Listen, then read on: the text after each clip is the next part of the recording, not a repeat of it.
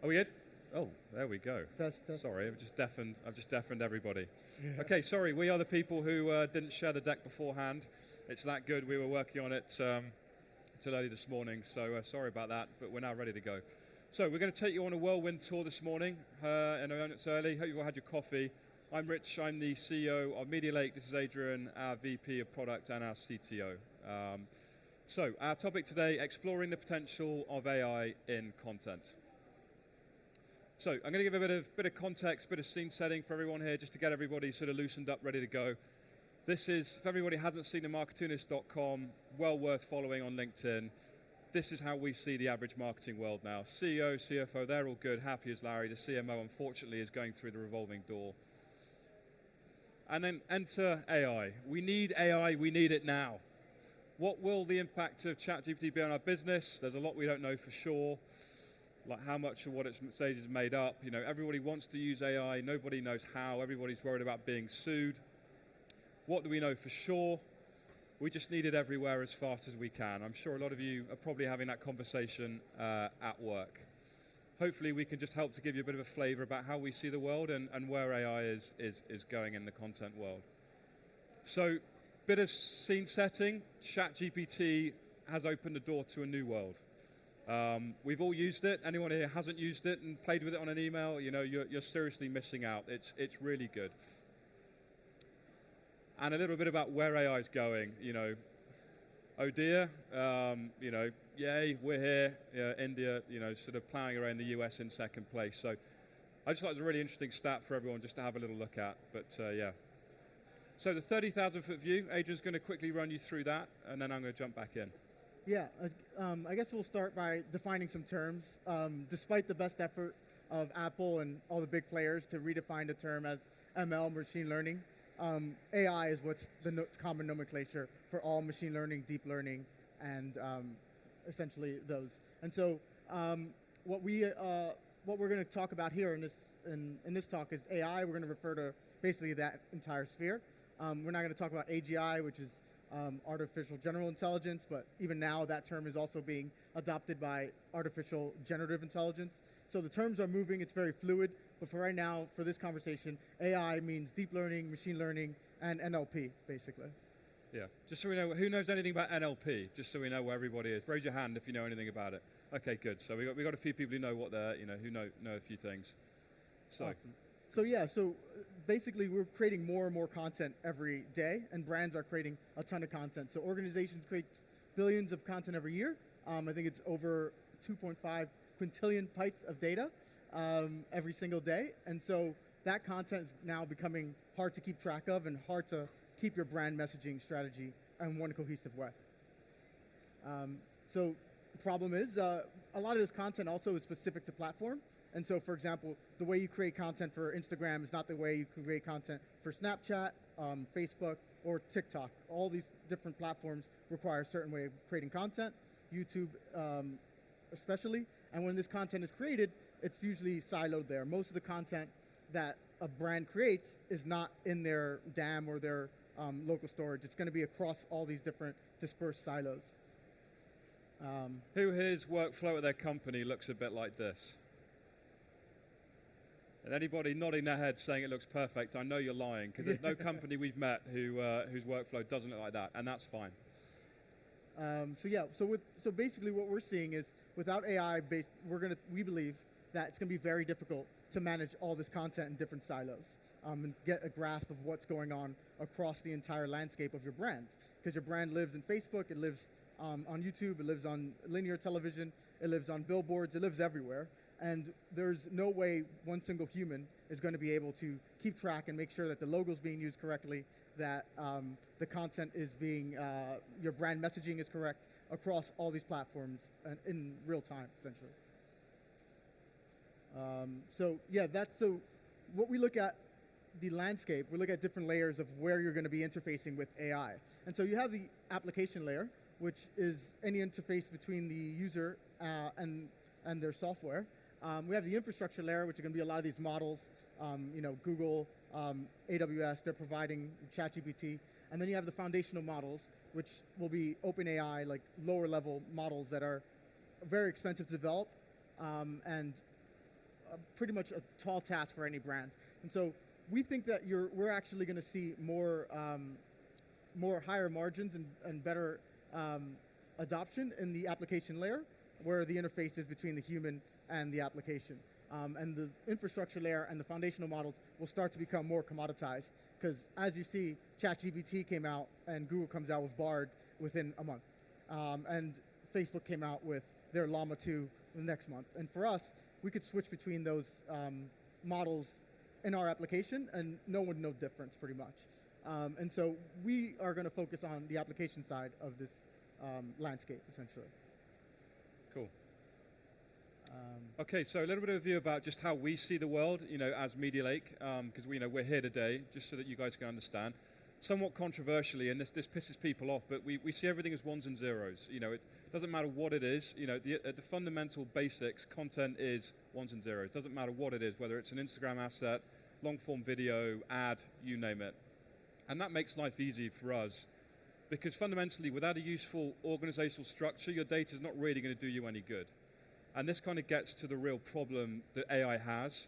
A few interesting stats here. 90% of the big data we're all creating, 80 to 90% created by organizations, is unstructured. That means you can't apply AI. Even with the best will in the world, with all these great models coming up, there's nothing for you to do with it. You can't put it anywhere. And so that's why we see the world a little bit different. We're agnostic to any AI model that there is out there, platform agnostic, and really we're just a connective tissue that helps bring everything into one place so that you can start to apply AI models to help solve whatever challenge it is that you're having. I'll let Adrian sort of focus on this. This is a sort of nice visual representation about how we look at cleaning up the mess. Do you want to say anything, or should we? No, I think so. Basically, we have a lot of this unstructured data everywhere. And in order for companies to take advantage of these new AI models, they need to structure their data and put it into one place so they can actually start to train things. And so that's kind of what we're seeing. And so we can use classifiers to help with that and create the structure. And then once we have a little more structured data, we can go ahead and, we can apply models and create models off of those. Cool. So how does AI affect you guys here today? No idea what you're all here for. Maybe you're here for a nice day out. I don't know. But we've taken a few guesses. Again, back to this, it depends whether your workflow looks like this or not. And again, I'm going to assume that everybody's workflow, and even ours as a company, looks like this. And we build a product to help solve these issues, ironically enough. So, if your workflow looks like this, you're not alone. AI models are being commoditized. I think this is really interesting. This is where software's come since 2000. I mean, Adrian, feed in here. It used to cost sort of $5 million to build a business. Yeah, it used to cost millions just to train a model, and now you can do it, for a couple $1,000 just to train a model specifically to your brand and your company. We haven't seen that adoption yet, but we think that that's where it's going and where it's coming. As these models become cheaper and cheaper, you have your foundational models, which will still be quite expensive, but relatively much lower. And then you're going to have, I think, personalized models for each individual brand. So that's kind of where we see things going. And I think even individuals may begin to train their own models for tasks around that they need to get done. Yeah, 100%. So it used to be about manual structured taxonomy, but AI is narrowing the gap. I don't know if any of you guys are digital librarians, any of that stuff. It used to be about entering metadata, keywords, boring. Nobody likes to do that. But we're now seeing new models emerging every week to do anything. Traffic recognition's here. A few examples. I went down a weird rabbit hole last night into Google. Show me the weirdest AI models that are currently out there. And we've got fake news anchors coming out of China, not even real people. Beauty contests, all done by AI. Don't ask who wins or how, no idea. Finding Waldo, AI models to help people find Where's Wally in their books now for their kids. People are actually spending their time doing this. Yeah. This is what we mean by commoditized. And then the one I really love, coaching 5th division non-league football clubs. Rather than relying on a manager, actually using AI to help the team get strategy and how to win games. So there is literally AI coming out for absolutely everything. I'm going to breeze through these, but automated content tagging, a lot of you will be familiar with that. Image and text-based search, Google do it a lot, so do a lot of the DAMs and content tools out there. Duplication, the ability to find 50 of the same assets. A lot of our big enterprise clients have a big issue with this. Face detection, you'll start to see this becoming more and more common. and language translation. So the Diary of a CEO, if any you guys watched that, they're now using AI to translate it into about 15 or 16 different languages, all through AI. So again, becoming more and more commonplace. Sentiment, pretty boring, no one cares about that. So where do we get excited about things? Generic AI is sort of helping organizations, you guys do very basic things, but the real question is, how do you use it to do more interesting things, and how do you actually create your own proprietary IP that makes you look like a rock star at your brand and actually adds value to what you're doing as an organization? So these could be from solving huge brand challenges to refining processes, saving time, helping people do more with less.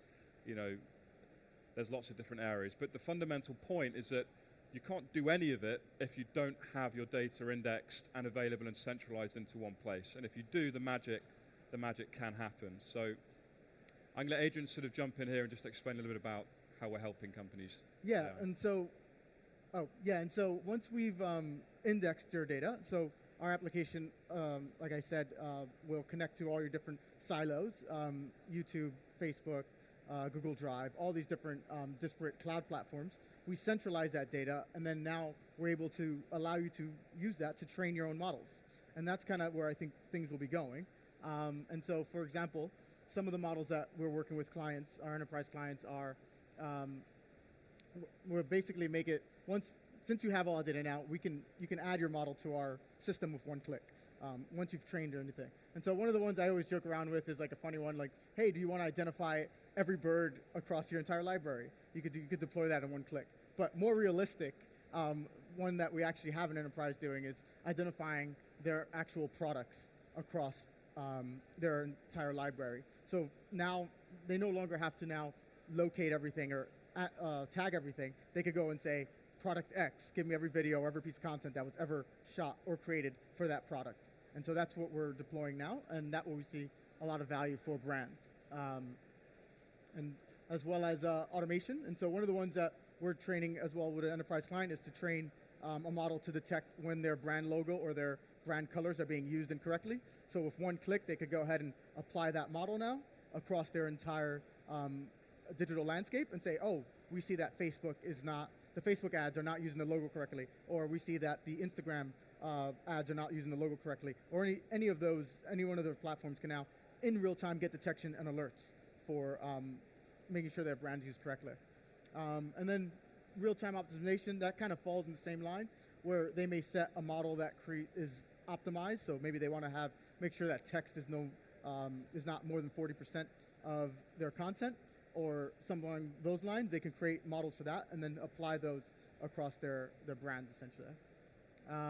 Reputational IP as well. One of the big ones is to make sure that they're not having competing brands in their ads, and so that is something we see as well. Yeah, and that's a really interesting one as well, because I think of the S&P 500, if you look at the overall value of it right now, well over half of it is down to brand equity, sort of goodwill on the balance sheet. So a lot of brands now are sort of saying, what does our brand look like out there? How are we managing it? If we're distributing across all these channels, what does everything look like? And are we actually damaging our brand in the long term? So that's really interesting as well. So where's it all headed? Who knows? Accenture, a few interesting stats for anybody here who sort of loves some stats. These guys, who we know really well, are taking it very, very seriously. Everybody at board level all the way down knows AI is important, and they are trying to find ways to integrate it into their business. But the reasons people are struggling is because of some of the things we talked about earlier. We're at day 0. This is a journey. You're not going to be from hero straight away. And I think it's only really going one way. We always joke about whether this is funny or not, but I find it kind of funny that if you're a Teenage Mutant Ninja Turtles fan, who the hell's not? But humans are ultimately going to be sort of led more by that. I'll let Adrian cover this. I'm not smart enough to explain this. But, yeah, so most of the stuff we kind of talked about and is the first step for brands, that falls in kind of the classifier area. Now what we're seeing is moving into the transformer, but we need brands to first get their content all in one place and be able to categorize it. And then we're going to move more into the foundation of the actual transformer models, which can actually create content for you. And this is kind of an illustration. So now that we've actually brought all your content together in one place, now we could say, hey, this is a campaign that we really like. It was very successful. Can you create another campaign that looks like this campaign based off of that? And that's where we see like the next step. We need to solve the first one for most brands because they're not here yet, but this is where it's going. Cool. And it's moving fast. Everybody here's used Midjourney, DALL-E 2, all those things. You know, this was literally 6 months ago. This is what it was throwing out. Pretty good, really realistic. And literally in 6 months' time, all of a sudden, you're literally creating hyper-realistic images from absolutely nothing.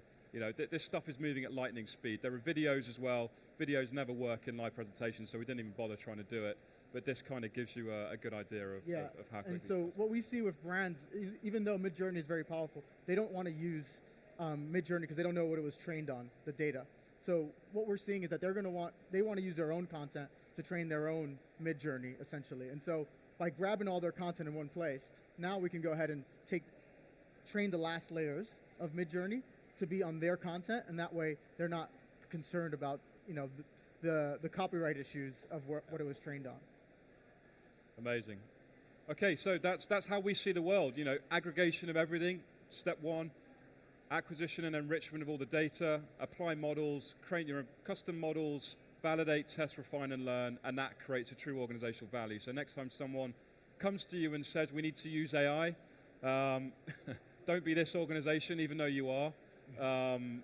Take it one step at a time, get this right, and actually, we need to get everything into one place first. We can't run before we can walk, and then give us a call. You know, if there's any way we can help you organize and structure that information. So thank you very much. Thank you. Is that it?